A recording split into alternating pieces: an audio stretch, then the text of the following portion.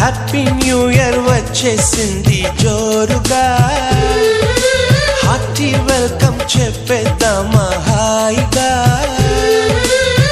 కొత్త కొత్త ఊహల్లో తెలిపోటియా, మనసులోని ఆశల్ని పంచుకో బ్రదర్.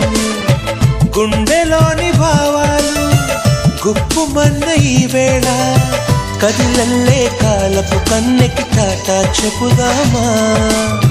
జనవరితో అడుగులు వేస్తూ ముందుకి పోదామా.